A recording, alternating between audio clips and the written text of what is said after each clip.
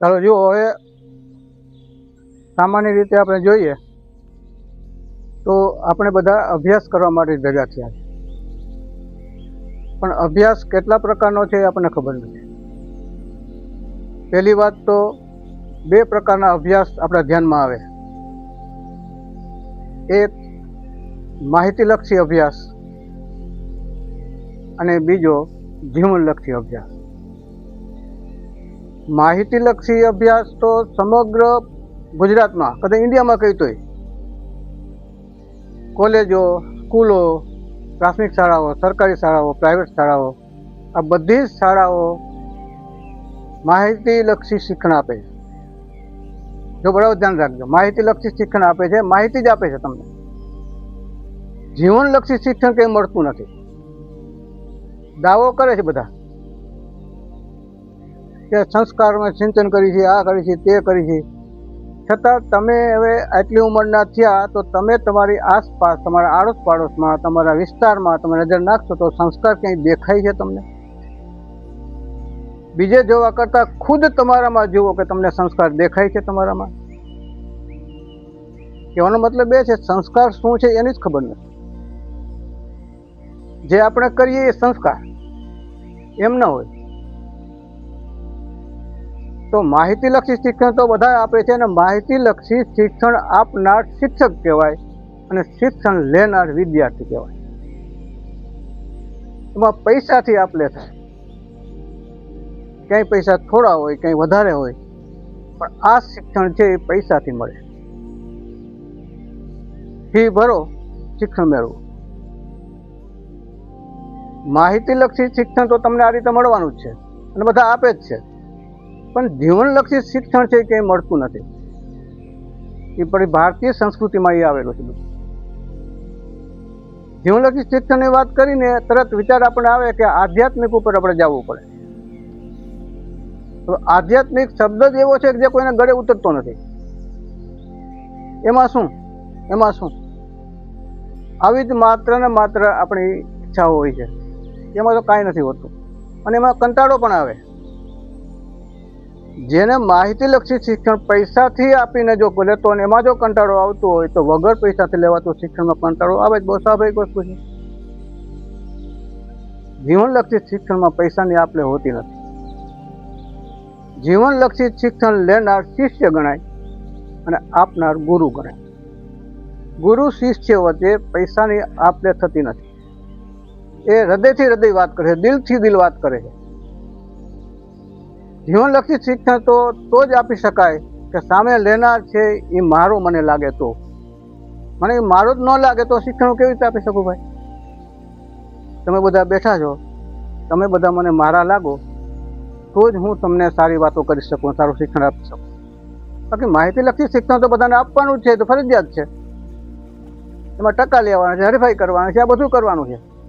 બીજી વસ્તુ એ, માહિતીલક્ષી શિક્ષણ તમે જે મેળવો છો એ ઉંમર ઉપર આધાર રાખે છે. અમુક ઉંમર સુધી મળે, પછી આગળ જાય એમ કરતાં કરતાં બંધ પણ થઈ જાય. જીવનલક્ષી શિક્ષણની કોઈ ઉંમર નથી હોતી, કોઈ પણ લઈ શકે. સમજણ જેનામાં આવી એ જીવનલક્ષી શિક્ષણ લઈ શકે. અહીંયા આપણે એક પ્રશ્ન થાય તો અહીંયા તો આપણે બાલવાડીવાળા, પહેલા ધોરણવાળા, બાલવાટિકાવાળા બધા ભેગા થયા છે, તો એને શું ખબર પડે?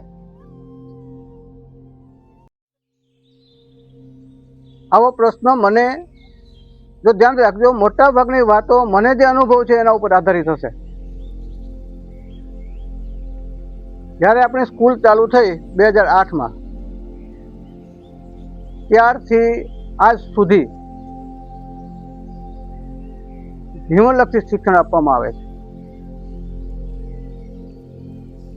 જ્યારે હું 1 હતો એ વખતે પણ ગીતાજીનું પઠન 2 વખત થઈ ગયું. આપણને ખબર એમ લાગે ગીતાજીમાં આપણને શું ખબર પડે, પણ નહીં. એ જે પઠન થયું ને એ શ્લોક અને ભાષાંતરનું થયું. ગુજરાતીમાં ભાષાંતર પણ કરેલું કે ખરેખર આ શ્લોક આપણને શું કહેવા માંગે છે. જ્યાં સુધી સમજણ હોય એટલી આપણે વાત કરી શકીએ. એ 2 વખત થયું. એ ઉપરાંત આપણે સ્તોત્રમ તો ચાલુ જ હતા. અલગ અલગ સ્તોત્ર બોલતા હતા. હવે જે મેં તમને વાત કરી, સવાલ એ થયો, મને એવો પ્રશ્ન આવ્યો કે તમે પહેલા ધોરણવાળા, બાલવાટિકાવાળા, ઓલા ત્યાં તમે ભેગા બેસાડો, એને શું ખબર પડે તમે જે શિક્ષણમાં આપો છો, એને શું ખબર પડે? એ વાત સાચી હતી ભાઈ, અને આજની ઘડી વાત સાચી જ છે ને ભાઈ, કે આ લોકોને શું ખબર પડે? એને ખબર ના પડે એ બરાબર છે, પણ એ બેસતા તો શીખે ને.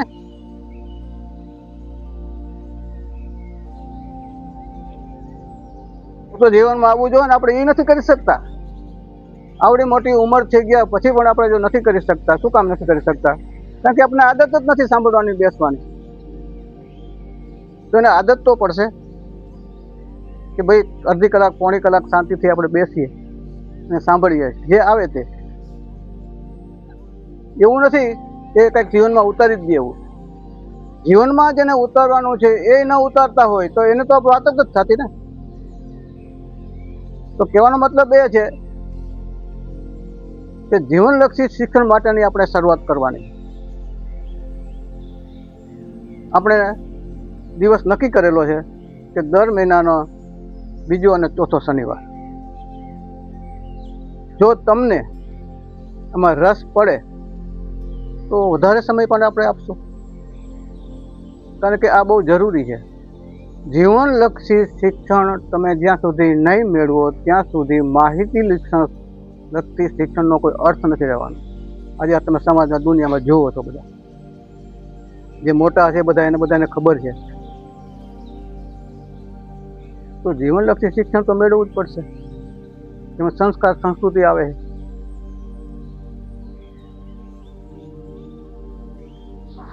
તો એની આપણે શરૂઆત કરવી. તો શરૂઆત ક્યાંથી કરવી, એમાં શું ફાયદો? કારણ કે અત્યારનો સમાજ છે ફાયદો વધારે જોવે. ભાઈ મને શું મળ્યું, મને શું મળે, આ ફાયદો વધારે જોવે છે. તો વાલીને પણ એમ થાય કે અમારા બાળકોને શું મળ્યું, શું મળે છે ભાઈ. તો શું મળે છે એ આગળ ઉપર ખબર પડે, કારણ કે તમારું આપણું જીવન તો છે એ આગળ ઉપર ચાલવાનું જ છે ને. આમના માહિતીલક્ષી શિક્ષણનું પરિણામ પરીક્ષામાં થાય. તમારી પરીક્ષા લેવાય, એમાં તમે કેટલા ટકા આવ્યા, શું એ બધું થાય. જીવનલક્ષી શિક્ષણ પરીક્ષા હોતી નથી, પણ સમગ્ર જીવન દરમિયાન તમે જન્મો કે મૃત્યુ થાય ત્યાં સુધી તમારી પરીક્ષા ચાલુ જ હોય. જીવનલક્ષી પરીક્ષા ચાલુ જ હોય. એમાં એને પાસ થવાનું છે, એમાં નીકળવાનું છે. એમાં પાછી પાણી નથી કરવાનું, એમાં પાછું આપણે પડવાનું નથી, આપણે આગળ જ વધવાનું છે. આ વસ્તુ જો તમારામાં આવશે, આપણા મારામાં, તમારા બધા જો આવશે, તો પછી માહિતીલક્ષી શિક્ષણમાં પણ આવશે કે મારે મેળવવું છે, મારે કંઈક કરવું છે, મારે કંઈક થવું છે, આવશે જ. પછી આ જ નથી તો આ ક્યાંથી આવે ભાઈ? જો પ્રશ્ન આપણને ઉપસ્થિત એ થાય કે ભાઈ આવું કરવામાં તમને ધ્યાનમાં કેમ આવ્યું? એટલા વર્ષોમાં નહીં, આ વખતે જ કેમ ધ્યાનમાં આવ્યું? મેં વાત કરી એમાં આપણો તો આખો આધ્યાત્મિક વિચારો ઉપરની વાતો 2008થી જ ચાલુ જ છે. અને તમને ખબર છે, સવારમાં સલીમભાઈ આપણા આચાર્ય તમને માહિતી આપે છે, બધી વાતો બધી કરે જ છે. એ બધી શું છે? જીવનલક્ષી વાતો છે બધી. પણ એની અસર જો કરવી હોય તો શું કરવું પડે? એમાં ઉતરવું પડે, થોડું મગજમાં લેવું પડે, થોડું ધ્યાનમાં લેવું પડે. એ ધ્યાનમાં લેતા શીખશો તો આ મેળે, એની મેળે માહિતીલક્ષી શિક્ષણ ધ્યાનમાં આવી જાય. તમે કંઈક કરી શકશો, એ 100%ની વાત છે. તમને એક ઉદાહરણ આપું, યાદ રાખો. ઉદાહરણ જે આપીશ એ તે મારા જીવનમાં જે બન્યા હશે એ હું તમને આપીશ. મને જે મળ્યું છે એ આપવાની કોશિશ કરું છું. તમે એમ નહીં માનતા કે હું કોઈ સંત છું કે પછી કોઈ તત્વચિંતક છું, તો કોઈ ચિંતક છું, કે કોઈ પ્રવચનકાર છું, કોઈ કથાકાર છું, એવું નથી. હું પણ તમારી જેમ એક સામાન્ય માણસ જ છું. પણ મારા જીવનમાં મને જે કાંઈ મળ્યું છે, જે કાંઈ આપવા જેવું છે, આપવાની કોશિશ માત્ર કરું છું. લેવું ન લેવું તમારે નક્કી કરવાનું.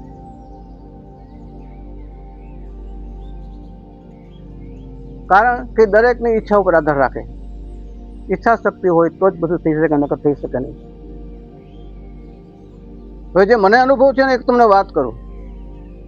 હું લગભગ 1972થી શિક્ષણમાં છું. વર્ષના હિસાબ તમે કરી શકો.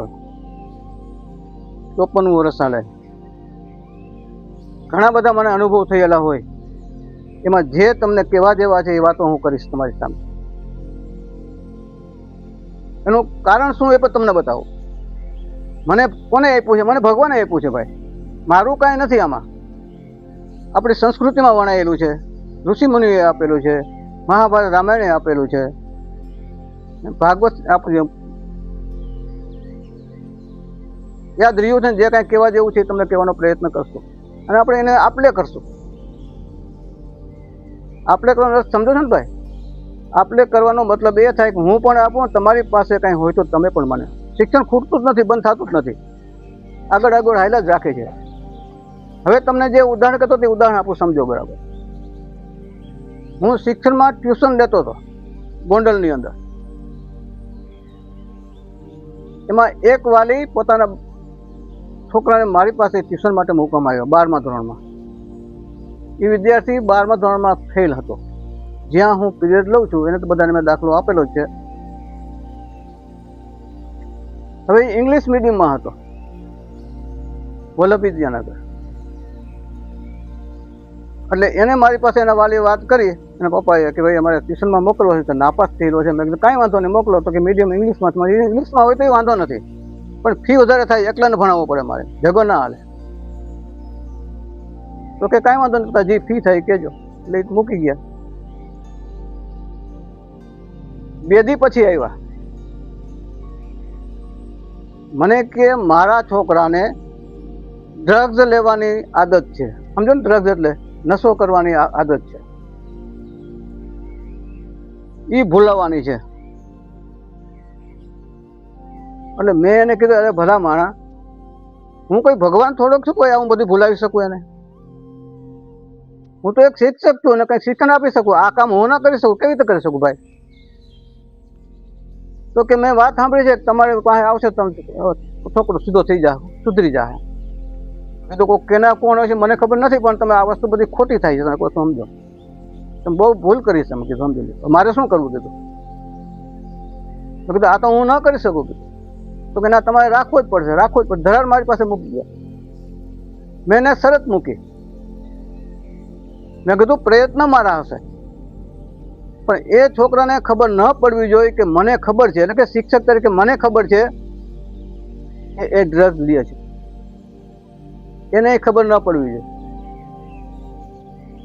તો કે એને ખબર નહીં પડે, કીધું નથી ને હું કહીશ પણ નહીં. એને તો ખાલી પરીક્ષા આપવાની છે એટલે હું મોકલું છું. એને એટલું જ છે. બીજું, મારા છોકરામાં એક ગુણ છે, તમે ગમે તે પૂછશો તો એ ખોટું નહીં બોલે, એ સાચી જ વાત કરશે. પોતાના વિરુદ્ધમાં છે તો એ સાચું જ કહે. પછી મેં તો એને અભ્યાસ કરવાનું ચાલુ કર્યું. જેને હું પીરિયડ લઉં છું એને અનુભવ હશે. 9મા 10મામાં હું લઉં છું. આ સારી વાત છે કે હાઈસ્કૂલના ટ્યુશનકારો પણ આપણી પાસે આવ્યા છે, સારી વાત છે. કહેવાનો મતલબ એ છે કે ટ્યુશન લેતી વખતે મારી એક આદત છે કે હું જે ભણાવતો હોય કે જીવનલક્ષી ઉદાહરણ આપીને જ ભણાવું છું. જીવનમાં જે જરૂરી છે એ સુધી શિક્ષણ આપીને એના ઉદાહરણો દ્વારા જ હું એને ભણાવવાની કોશિશ કરું છું. આ મારી એક આદત છે, મને ટેવ પડી ગઈ છે પહેલેથી. એટલે આની પાસે પણ મારી એ ટેવ કામ આવી. જેમ જેમ હું ભણાવતો ગયો એમ એના ઉદાહરણો એવા મૂકતો ગયો કે ભાઈ હું કોણ છું એની ખબર પડે, મારે શું કરવું એની ખબર પડે, મારા મા બાપ કોણ છે એને એ મારા માટે કેટલા પ્રયત્નો કરે છે, હું એનો શું ઉપયોગ કરું છું. ઘણી બધી વસ્તુ કહેતો જ ગયો. ઘણું બધું આવે. એ તો આપણે સમજતા જાઉં કે શું આવે છે બધું. ઘણું બધું કીધું. પરિણામ એ એવું કે 3 મહિના પછી એ છોકરો ડ્રગ લેવાનું નશો કાંઈ બધું ભૂલી ગયો, બધું છોડી દીધું. એના પપ્પા મારી પાસે આવ્યું. મને કે બહુ સારું કર્યું કે તમારી મહેરબાની. મેં કહ્યું મારી નહીં ભાઈ, મેં બીજા પાસે માગ્યું, એનો આભાર માનો. મેં ઉપરવાળા પાસે માગ્યું હતું ભાઈ આનું કંઈક સારું થાય. મારું આ કામ નથી ભાઈ, મેં બીજા પાસે માગેલું છે. તમે એનો આભાર માનો, મારો નહીં. મતલબ તમે જે કાંઈ કરો છો તમે નથી કરતા, કોઈક કરાવનાર છે, એનો આભાર તમે એનો આભાર માનો ભાઈ. તમારા નસીબ, છોકરાના નસીબ, સારી વાત છે. કહેવાનો મતલબ એ છે જો ભગવાનને સાથે રાખીને તમે કોઈ પણ કામ કરશો, આ મારો અનુભવ છે ભાઈ, તો એ કામમાં તમને સફળતા મળશે. એનું કામ છે, એ કોનું કામ છે? એ ભગવાનનું કામ છે સફળતા પાવાનું, કારણ કે તમે એની ઉપર છોડેલું છે. એટલે મેં એને એ જ કીધું કે તમે એનો આભાર માનો ભાઈ, જે કંઈ સારું કર્યું છે એને કર્યું છે, મેં નથી કર્યું. આપણે કવિતામાં ભણીએ છીએ કે હું કરું એ જ અજ્ઞાનતા, સકરનો ભાર જેમ શ્વાન. હું કરું એ વસ્તુ આવતી જ નથી તમને. તમારી પાસે હું જો કહું છું તો પણ મને કોઈક બોલાવે છે,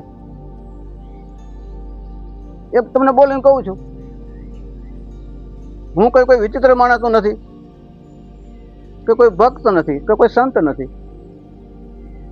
મેં જાણ્યું છે, મેં અનુભવ્યું છે, હું તમને કહું છું.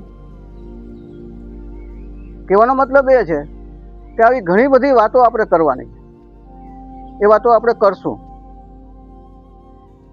તમને એમ થશે કે આવું જીવનમાં મનમાં એવું કેવી રીતે, જે 2 ક્લાસમાં હું ભણાવું છું એમાં મને આવી વાતોનું થોડુંક પરિણામ દેખાણો. એમાં બહેનોમાં પરિણામ વધારે મને દેખાણો, ભાઈઓમાં થોડુંક ઓછું દેખાણું, પણ પરિણામ દેખાણું ખરું.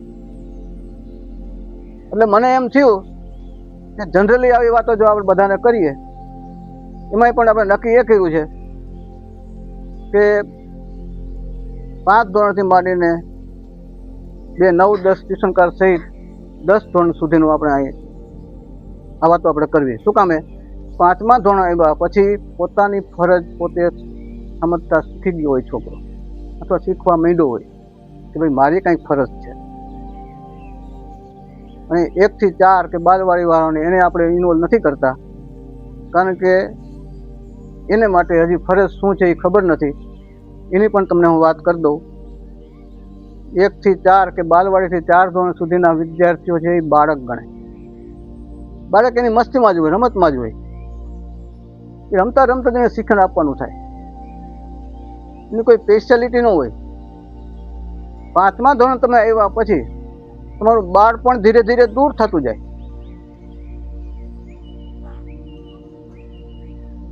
જેમ જેમ તમે આગળ વધો તેમ બાળપણ દૂર થાય, અને તમે ધીરે ધીરે તમારા પગ છે એ ક્યાં લઈ જાઓ? ધીરે ધીરે સંસ્કાર ઉપર તમે તમારા પગ લઈ જાઓ. બાળમાં તો બીજો કોઈ તમે મોટો કાંઈ કરી જ ના શકો.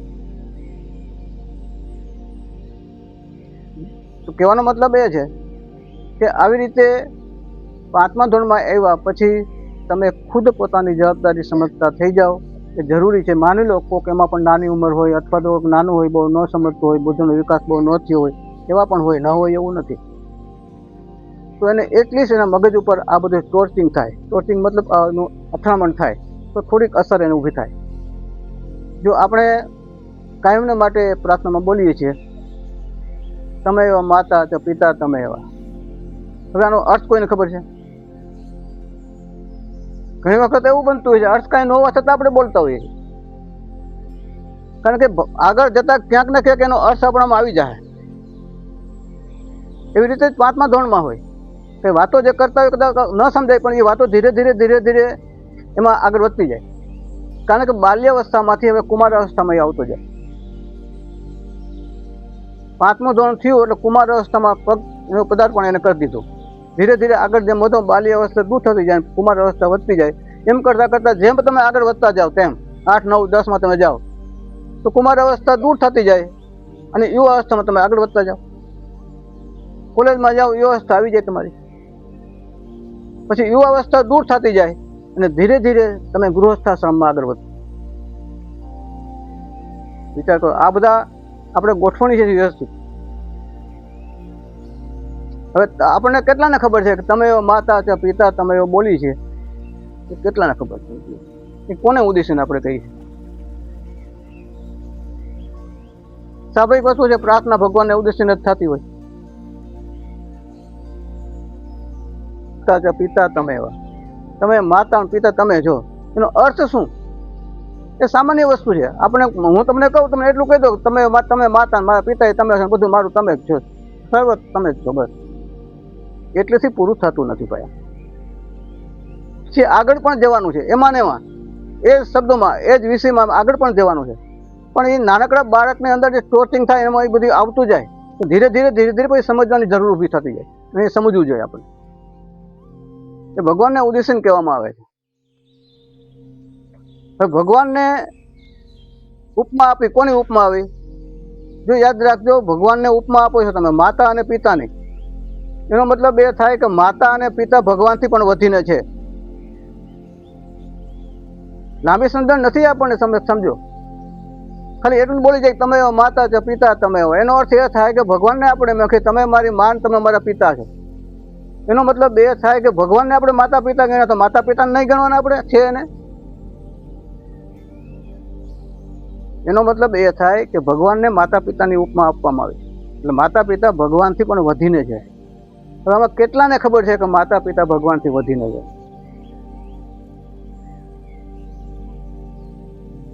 જે માન, જે મર્યાદા તમે ભગવાન કે ભગવાનના મંદિરમાં રાખો છો એવી માતા પિતા મર્યાદા રાખો છો ખરા? આ જીવનલક્ષી શિક્ષણ છે.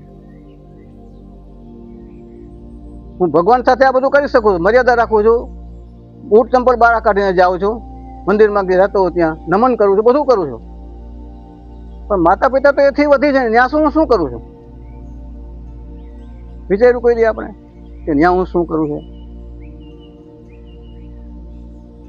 કારણ કે ઓલો દેખાતો નથી ને, દેખાય છે ને ગમે એમ વર્તન કરી લેવાનું. પછી દેખાતો નહીં આપણે એવી કેવી રીતે આગળ આવી? તમે વિચાર કરો ને ભાઈ, ચંપલ કાઢી નાખો ને, બૂટ કાઢી નાખો, ચંપલ છે કાઢી નાખો, આ છે તે બધા હરખા થોડાક થઈ જવાનું, ભગવાન માટે ઉભા રહેવાનું.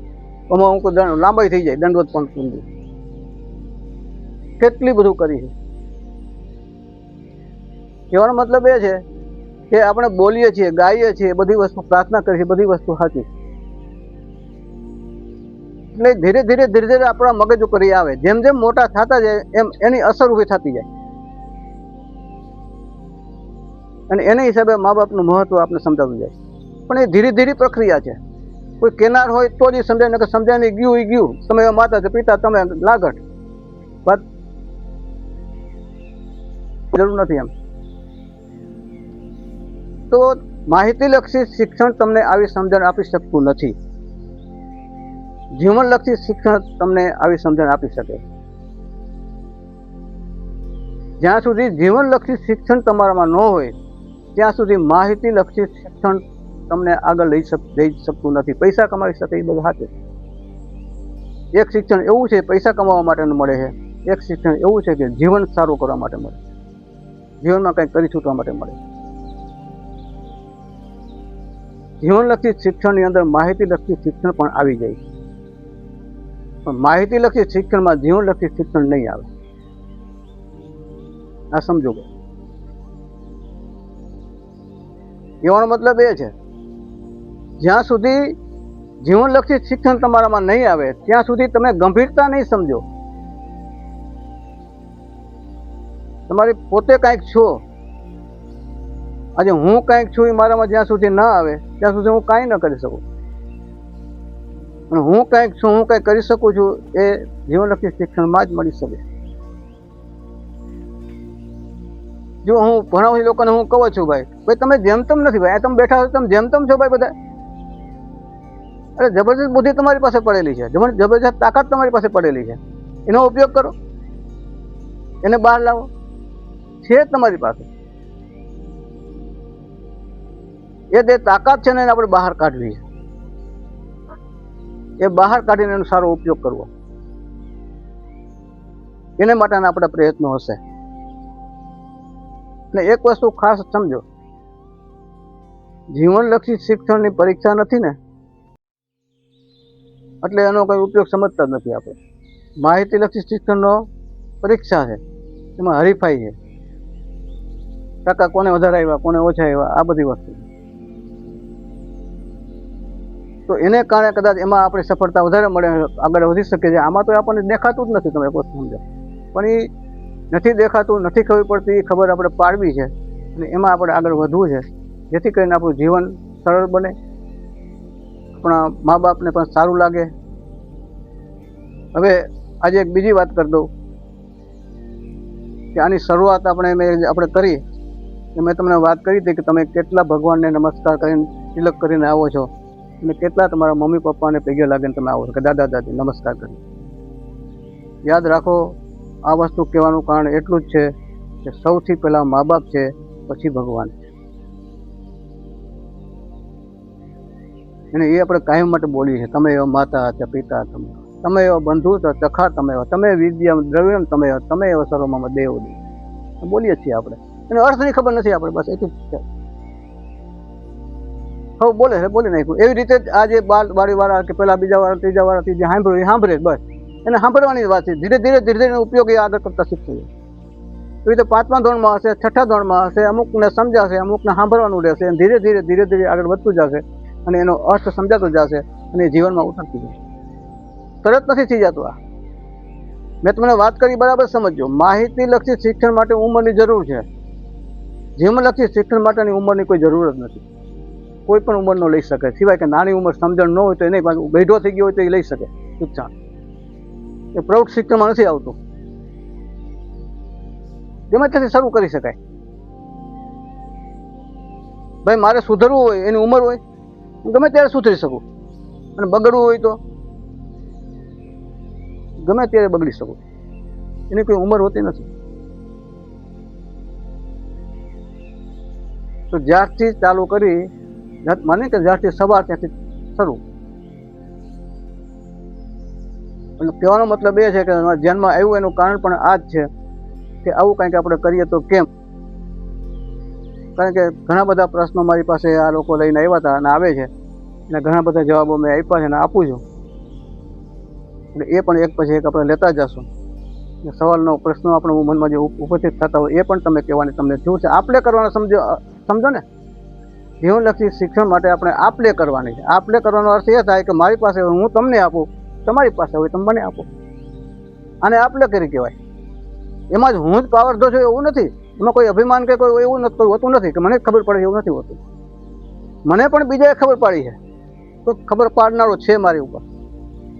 એને ખબર પાડી છે, એ ખબર તમને આપો. એવી રીતે તમને પણ ખબર પડી હોય કે તમે મને ખબર આપો. આમાં કોઈ નાનો મોટો નથી. કંઈક ને કંઈક આપણે લેવું છે, કંઈક ને કંઈક આપવું છે. એના માટેના પ્રયત્નો આપણે કરવાના છે. બીજી વસ્તુ, બધા બહેનોને આજે બોલાવવાનું કારણ એટલું જ છે કે બાળકની અંદર અમુક વાત સ્થિર કરવી હોય તો સતત એનું ચાર્જિંગ કર્યા કરવું પડે. બેટરી આપણે વાપરીએ, પેલી લાઇટની બેટરી, એ આપણને ખબર છે કે વપરાય ચાર્જિંગ કરવી પડે. ચાર્જ કર્યા પછીથી કામ કરે. એમ નાના બાળકો છે એને કાયમ માટે ચાર્જિંગ કરવા પડે.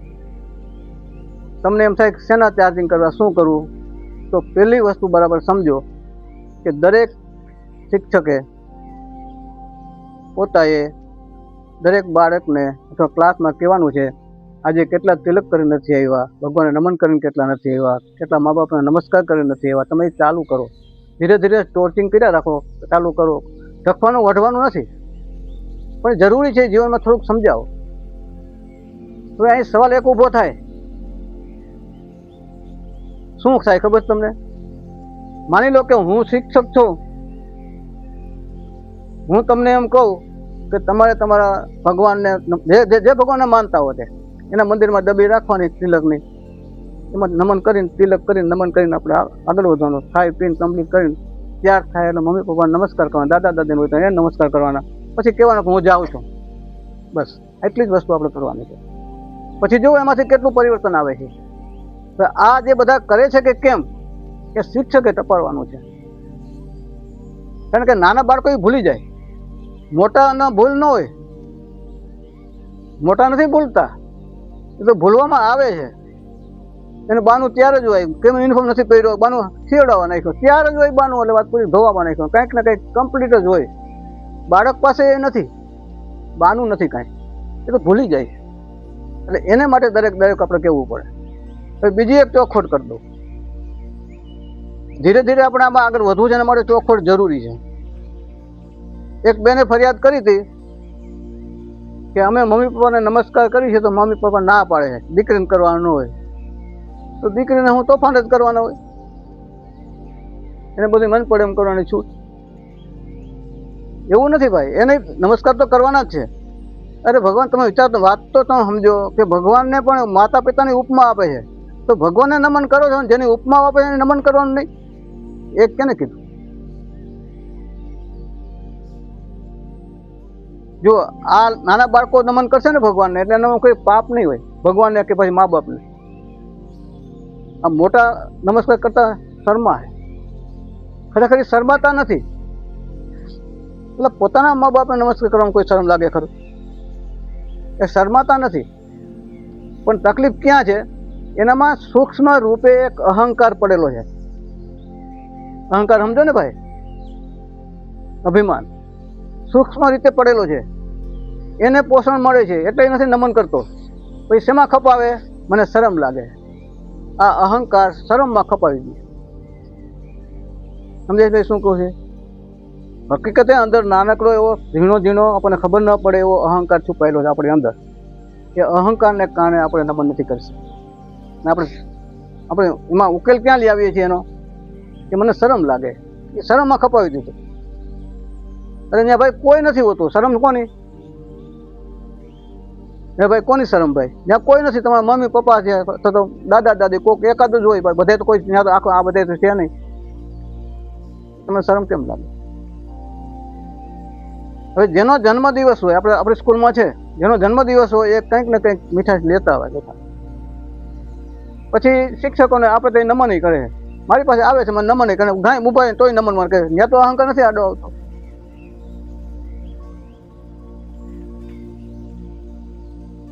શું કામ નમન કર્યું? એ જન્મદિવસને દિવસે શિક્ષકનો કે આચાર્યનો કે ગુરુનો, આપણે ગુરુના આશીર્વાદ લેવા. તો પછી મા બાપના આશીર્વાદ નહીં લેવાના? જે આપણા માટે એટલા બધા પ્રયત્નો કરે છે એને માટે નહીં કહે? જન્મદિવસ છે, જે વ્યક્તિ ચોકલેટ પેપરમેન્ટ જે આપતા હોય તે આપીને શિક્ષકોને ગુરુને નમન કરે છે, પોતાની ઘરે પોતાના મમ્મી પપ્પાને નમસ્કાર કરીને કેટલા આવે શીખ્યો? એક જગ્યાએ છોડી દઈ છે, બીજી જગ્યાએ આપણે લઈએ તો પેલા આશીર્વાદ તો ત્યાં લેવાની જરૂર છે. કારણ કે આપણે શું કહીએ? તમે માતા છો, પિતા તમે. ભગવાનને કહીએ છીએ આપણે. માતા પિતાનું સ્થાન તો ભગવાનથી ઊંચું છે. તો કેમ આપણે ભૂલીએ? આ વાતો માહિતીલક્ષી શિક્ષણમાં ના આવે, આ જીવનલક્ષી શિક્ષણમાં આવે. એના માટેનો પ્રયત્ન જીવન સરળ બનાવવું છે, જીવન કંઈક સાર્થક બનાવવું છે. માત્ર પૈસાથી જ જીવન સાર્થક બને એવું નથી. પૈસા જરૂરી છે એ સાચો, પણ સાધન તરીકે જરૂરી છે, સાધ્ય તરીકે નહીં. તો સાધન શું, સાધ્ય શું, એનું સમજણ આપણે ક્યારેક આપણે મેળવું છે એવું હશે ત્યારે. ને આ બધી વાતો એવી છે કે આમાં કંટાળો આવે એટલે પછી આગા પાછા બહુ મળી થવા. આમાં હું આમાં કઈ એને કઈ પરીક્ષા તો આવવાની નથી, તમે યાદ રાખવું છે ને. આની પરીક્ષા આખી જિંદગી આપવાની, આખા જીવન દરમિયાન આપવાની. ક્યારે પરીક્ષા આવી જાય નક્કી ન કહેવાય. એમાંથી પાર કરવું, ઉતરવું છે આપણે.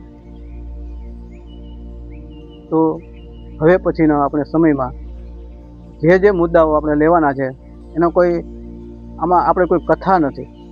કથા હોય ને તો એક ક્રમશઃ ચાલી જતી હોય. આના પછી આ આવે ને આના પછી આવે ને રામનો જન્મ થયો, કૃષ્ણનો જન્મ થયો, આ બધું આવતું જતું હોય. આ કથા નથી. આ તો જીવનમાં જ્યાં જ્યાં પ્રોબ્લેમ આવે છે એનો ઉકેલ મેળવવાનો વાત છે. એના માટે કોઈને પ્રોબ્લેમ હોય તો કહેવાની છૂટ, એનો ઉકેલ મેળવવાનો પ્રયત્ન કરશું આપણે. જે મેં અનુભવ્યું છે એ તમારી સામે મૂકતો જાય, હું તમને કહેતો જઈશ. પછી એમાં ક્રમશઃ આવે કે આગળ પાછળ આવે એવું કઈ નહીં. આગળ આવે ને પાછળ આવે એ બધું તમારે એડજસ્ટ કરવાનું રહે. આજે કયો મુદ્દો આપણે ચર્ચો? પેલા ડ્રગ્સ વાળાનો. એ જો 5 વાતોથી સુધરી જતો હોય, ભગવાનની કૃપા એના ઉપર થતી હોય તો આપણા ઉપર શું કામ થતું? ભગવાનની કૃપા આપણા ઉપર થાય, પણ એ કૃપાને પાત્ર બનાવવાના પ્રયત્નો કરવા પડે. પ્રયત્ન વગર ન થાય. ગીતાજીમાં પણ ભગવાને કીધું છે, કર્મણીય વાધિકા રસ્તે ના ફલે શું કદાચ. માત્ર ને માત્ર પુરુષાર્થ કરવાનો તારો અધિકાર છે, ફળની આશા રાખ્યા વિના. તો ઉપરવાળો દેશ છે, પણ એનો વિશ્વાસ નથી બેસતો આપણને. એ વિશ્વાસ બેસાડવો કે મારો પોતાનું નિયમન, મારા પોતાનું સંચાલન કોક કરે છે ખરું, એ અહેસાસ આપણને થવો જોઈએ. તો જે કરે છે એની સાથે સાથે એ જે કરવા માટે જે મદદરૂપ છે એને પણ આપણે ધ્યાનમાં લઈને એના પ્રતિ પણ કૃતજ્ઞતા વ્યક્ત કરવા માટેના પ્રયત્નો આપણે કરીએ. એ માટે આપણે આગળ વધવાનું થાય છે. તો એ વાતો આપણે કરશું, સમજશું. બરાબર? તો જીવનમાં લાવવાની છે. પહેલી વાત તો એ કે બેસવામાં, બોલવામાં, આમાં બધી શિસ્ત હોવી જોઈએ. આપણી પાસે એક કહેવત છે, થોડીક વાત કરી દઉં કે વિનય વિના વિદ્યા શોભે નહીં. વાંચી લીધું, વિનય વિના વિદ્યા શોભે નહીં, વાંચી લીધું બસ. પછી વિનય હોય તો ભલે, ન હોય તો ભલે. ભાઈ વિનય એટલે શું? વિનય અને વિવેક એટલે શું? એના વિનય વિદ્યા તો વિદ્યા તમે ગમે તેટલી લ્યો, પણ તમારામાં વિનય અને વિવેક ના હોય તો શોભે નહીં. વાત પૂરી થઈ ગઈ. તમે બોલે જાય છે પણ એને અર્થની ખબર નથી કેમ હાલે. આને માટે વિચાર આપણે કરશું. જે જરૂરી છે એ બધી વસ્તુ લેતા જશો, આગળ વધતા જશો. તો તમને એમ લાગે કે ઝડપથી કંઈક મેળવવું છે એવું લાગતું હોય જેને, તો વધારે સમય આપણે ફાળવશું. અડધી પોણી કલાકનો સમય આપણે રાખશું અને દર બીજા શનિવારે કે બીજા ચોથા શનિવારે રાખશું. કદાચ જરૂર પડશે અને એમ લાગશે તો વધારે તો કહેવાનું રહી જાય છે પરીક્ષાઓ આવે એ દરમિયાન, તો સમય થોડોક આપણે દર શનિવારે રાખવાની છૂટ હોય તમને જો મગજમાં બેસે તો મને કહેજો કે એ આપણે કરશું. આપણે તો ઘણા કાઢી આખશું જ, તમે સમજી લો. કંઈક લેવું છે, કંઈક શીખવું છે, પ્રશ્ન ક્યાં ઉભો થાય? એ કાંઈ એમાં કારણે બોર્ડની જરૂર નથી કે ચોકની જરૂર નથી કે ડસ્ટરની કોઈ જરૂર જ નથી. તે નોટની જરૂર નથી કે લખો. બસ જીવનમાં લઈ આવવાનું છે, સીધું ઉતારવાનું છે, સીધે સીધું. એ જ આપણી પરીક્ષા. તમને કીધું કોઈ મમ્મી પપ્પાને નમસ્કાર કરો તો ભાઈ જીવનમાં લઈ આવવાનું, એને લખવાની ક્યાં જરૂર છે? ઉતારવાની જરૂર નથી, કંઈ પ્રશ્ન પૂછવાનો નથી. હા, તમને શિક્ષકો પૂછે ભાઈ લાગ્યો તો ભાઈ કર્યું હતું, તો ધીરે ધીરે આ મેળવો. આ કોઈ દબાણ નથી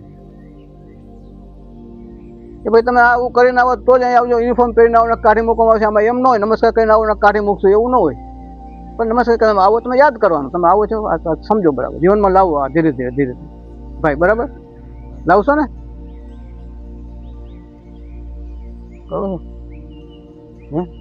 તો હા, ધીરે ધીરે શીખો ભાઈ. પરમભાઈ સમજાય છે ને ભાઈ? હું કહું તો આવું જીવનમાં થોડુંક લાવવાનો પ્રયત્ન કરીએ તમે એમ હું બધાય. તો તમને એમ થાય કે તમે પગે લાગીને આવો છો, કારણ કે કેનાર તો પહેલાં રાખવું પડે એટલે તમારામાં આવે ક્યાંથી? તો હા, હું જે માતાને માનું છું, મારા માતાનો ફોટો છે જ.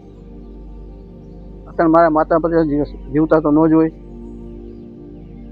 તો હું પણ સેવા કરું છું.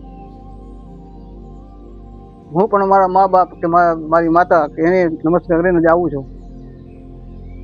પેલી કંઈ કરું છું હોય છે અને એને કહીને નીકળું છે હું જાઉં છું. કાયમને માટે ક્યારેય ભૂલતો નથી. અને એ પણ કહું છું કે આજે મારે જેને જેને ભણાવવાનું થાય એને સારી રીતે ભણાવી શકું, એ રીતે મને આગળ વધારે સારા પ્રયત્ન કરી શકું એવું મને આશીર્વાદ આપો. કહીને જ નીકળું છું ભાઈ, કાયમને માટે. એક દિવસ એમ પણ નહીં ક્યાંય ભૂલો. એટલે હું તમને કહું કે ભાઈ આશીર્વાદ લઈને તમે આવો ભાઈ. આશીર્વાદથી ઘણો બધો ફેર પડશે, તમારામાં ફેર પડશે અને ઘરમાં ફેર પડી જાય. એમાંથી અહંકાર જતો મનથી ઓછો થવા. અહંકાર જેનામાં હોય ને મને ઓછો થવા. હું કાંઈક એ બધું મને જ આવવા. તો પેલું કામ આપણે આ કરવાનું છે. આવતી વખતે આપણે આ વિશે વાત થોડી કરશું અને આગળ વધશું. બરાબર? તાલી નહીં, મેં તમે વાત કરીશ ભાઈ કે તાલી નહીં. એનું કારણ શું તમને ખબર છે ભાઈ? તાલી તમે પાડો ને તો મને વળતર મળી ગયું. મારે એ વળતર નથી જોતું, તમે જીવનમાં ઉતારો ને એનું વળતર મારે જોઈ છે. તાલી પાડીને વધારી નહીં ગયો, સમજે? તાળી પાડીને વધારી દેવાનું, હા મારે પડી ગયા એમ નહીં ભાઈ. તાળી પાડી નથી વધારવાનું મારે. મારે વળતર જોઈ છે તમારા જીવનમાં, તમે ઉતારીને લાવો. આ વર્તન મારે જોઈએ છે.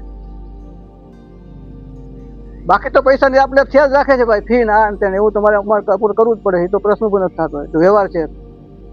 પણ આમાં કોઈ વ્યવહાર નથી, કોઈ પૈસા નથી ભાઈ, કે જીવનમાં લાવવા માટે. તમે પ્રયત્ન કરો, જીવનમાં લાવવાની કોશિશ કરો.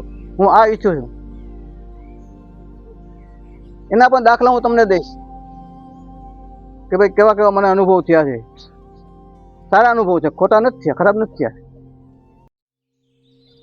મને એમ હતું કે જેટલું કેટલું હું વાવું છું ઉગે છે કે કેમ,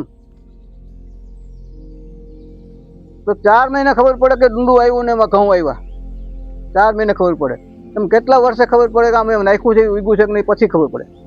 તો આવા પણ મને અનુભવ થયા છે કે મેં નાખ્યું છે ને એ ઉગેલું છે. ત્યારે આપણને ભગવાનનો આભાર માનવો પડે, ભગવાન તારી મહેરબાની કે હું આ કરી શકું. બસ મારી પાસે કાંઈ નથી, હું કાંઈ નથી, જે છે એ મને કોઈ આપેલું છે, અને એ આપેલું હું તમને આપવા પ્રયત્ન કરું છું.